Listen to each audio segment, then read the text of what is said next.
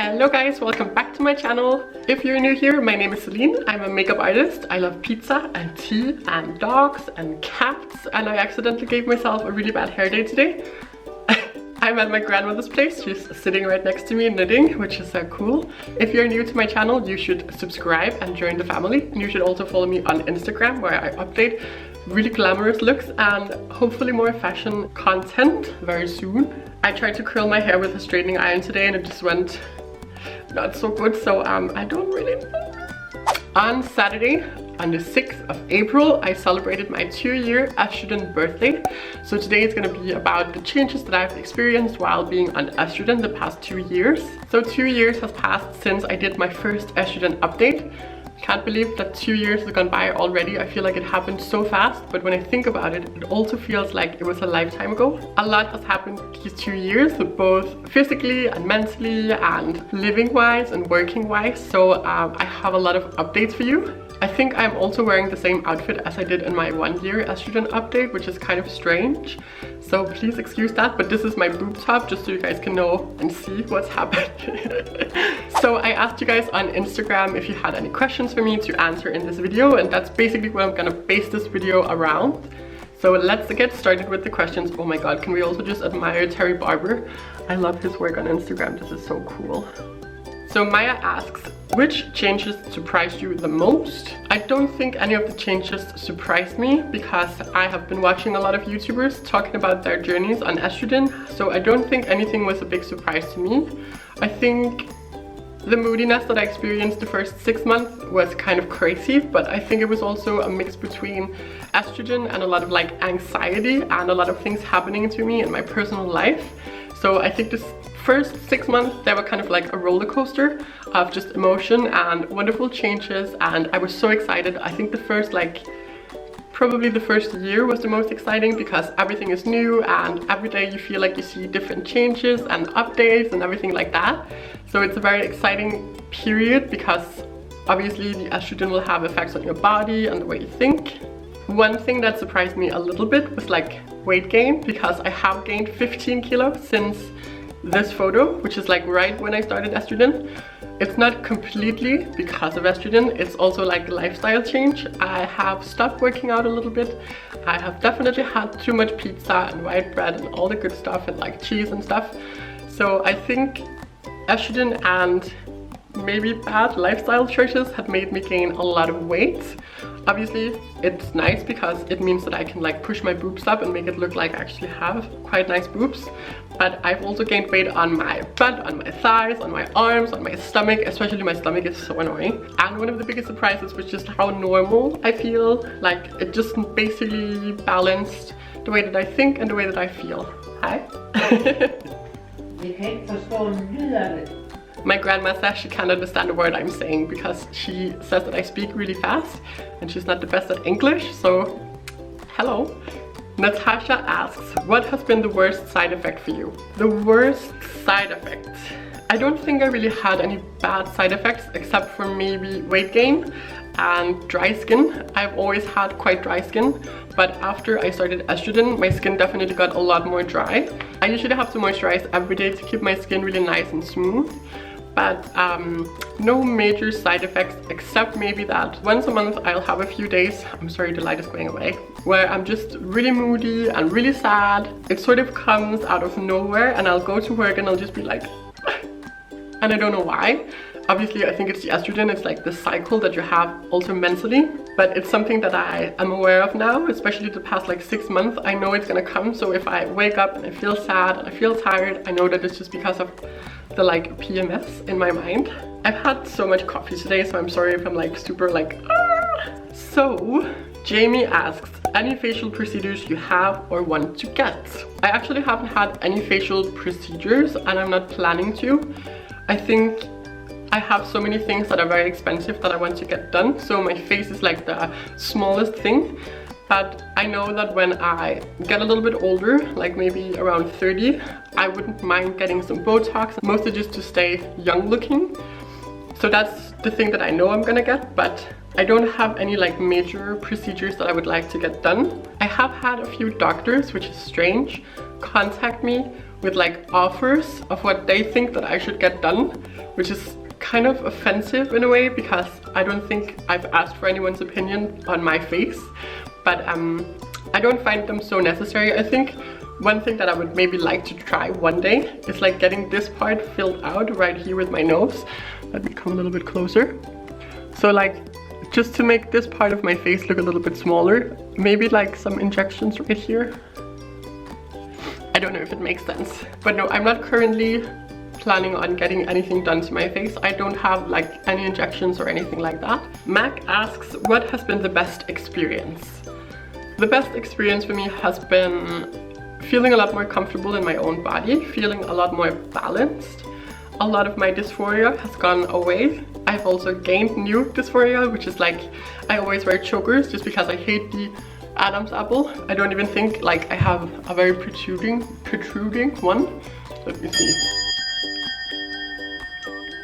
But this is the thing that I really dislike about my face and my appearance.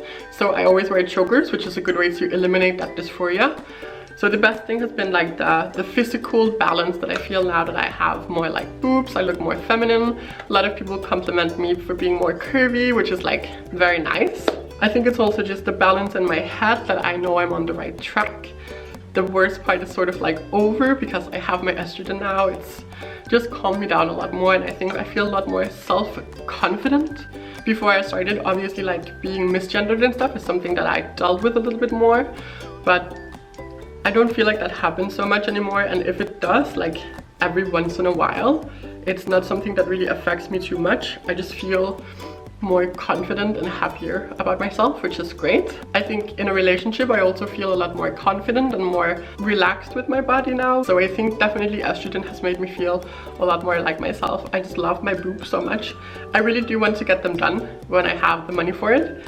So boobs is one thing that I know I want to have done. Like I can make it look like I have nice boobs and everything, but when I take my bra off, obviously I don't have this volume. So that's something I would like to love to have naturally, or like not naturally, but like without the bra. Steven asks, what's the effect you had on your mind and your body?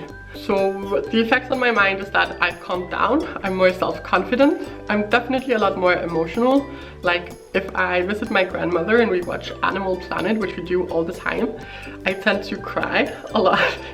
Like if I see someone mistreating animals, it makes me super sad and I can just sit and cry for hours. And sometimes that like looking at cute dogs will make me cry as well. I'm very emotional now, definitely more emotional than I used to be. It's also made me less aggressive in a way. I'm not as competitive as I used to be, so I think my personality has sort of like softened a little bit, but in a way I'm also stronger because I won't let anyone step on me.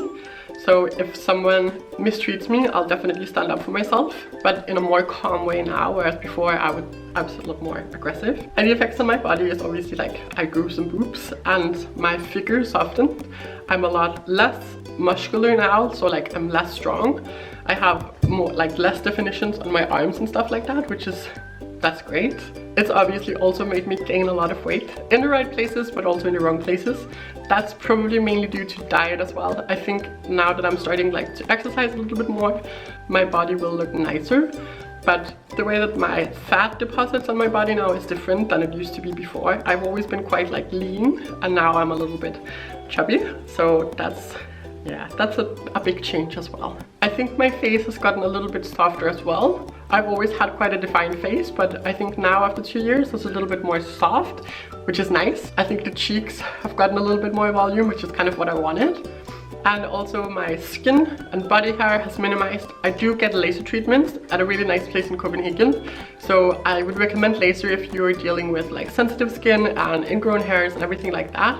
A big part of my like confidence also comes from having nice skin. I know that's really superficial, but feeling good in your own skin is just really important. So for me, like estrogen combined with laser treatments has worked wonders for me. I'm on laser treatment number 3. I think I have my 4th one by the end of April, and I basically don't have to shave my legs anymore, which is amazing. I haven't shaved them in like a month. I'm probably gonna kill this name, but Lee asks, congratulations, what has been the biggest challenge since starting on estrogen? And that's actually a really good question. Okay, the sun is really blinding now. The biggest challenge don't really have anything to do with estrogen. It's got something to do with that part of my transition being over, because obviously when you start your transition, going on estrogen is like a massive thing, and it's the only thing you can, I just spat everywhere. It's the only thing that you can focus on, and you want it so bad, and you want to see the changes, and you want to just like have it now. And so after you started estrogen, obviously the next steps are what you have to focus on. And for me, that's been a really big challenge, because what I want done is sexual reassignment surgery, which is obviously something that costs a lot of money. I want my Adam's apple removed, and I want boobs. But the most important one for me is the sexual reassignment surgery, because it's something that's gonna eliminate a lot of my body dysphoria, and it's gonna make me feel a lot more comfortable in myself. I work a retail job, and that doesn't really bring in the big bucks. So for me, what I've sort of like calculated is that my sexual reassignment surgery and all the expensive that sort of like comes with it is gonna be around 22,000 American dollars. That's a lot of money for someone not making super much money. I'm not some high profile influencer, so I don't have the funds to go out and just like get any surgery I want. I think we get really used to seeing beautiful trans women like Gigi Gorgeous and Nikita Dragon and stuff like that. And they obviously have the funds to go out and get the surgeries they want. They've had a lot of plastic surgery. So for us like normal people, it's a lot harder to make these big changes, because obviously saving $22,000 up is gonna be like nearly impossible for me. It's gonna take years and years. So that's a really, really big challenge for me. I've thought about doing crowdfunding for the past 2-3 years. And I've even spoken to you guys about it, but every time I contemplate whether or not I should do it, I just feel so guilty. Obviously, there are so many big, massive problems we have globally that are so much more important than my sexual reassignment surgery, but it's a massive deal to me. I want it so badly. So the thing with like crowdfunding is that it's quite genius. Let's say my last estrogen update, my 1-year estrogen update got 30,000 views. So if we say that 2/3 of the people watching that video donated $1, I would be able to go and get the surgery next month. So when you think about it, you're not really asking people to donate like their entire life or life savings to you. It could be just $1, which is the great thing about crowdfunding. So I don't know, what do you guys think about crowdfunding? Is it too selfish? Is it too much to ask for? I would like to have your opinion. You can DM me or comment in the comments. I think I'm gonna put in a vote or like a poll or whatever it's called, just to like get the feels, see if that's something you guys would support.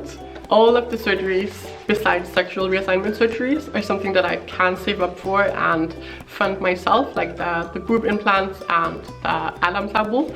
That's something I can definitely manage myself, which is like the large amount of money I need to get the surgery. It's just, it's really overwhelming. So yes, crowdfunding is a thing that I have considered a lot. I just don't know if I should go through with it. I have seen people do it successfully before, and I think it's a great way to sort of have that community feeling. Obviously, when I do get the surgery, I will document it as like a part of my journey. I have documented pretty much everything so far, because I haven't really had much done yet. I also have a little video coming up soon about laser hair removal, because that's the thing that has eliminated a lot of dysphoria for me. So the biggest challenge for me is not the estrogen or anything involving estrogen. It's just basically the funds to go out and actually get the procedures done that are really, really important to me. I usually tell you guys what I am on when it comes to like medication and stuff, and it's the exact same as last year. I think it's 4 milligrams of estrogen, like what's that called in English? I'm on a prescription called ESTROGEN in Danish.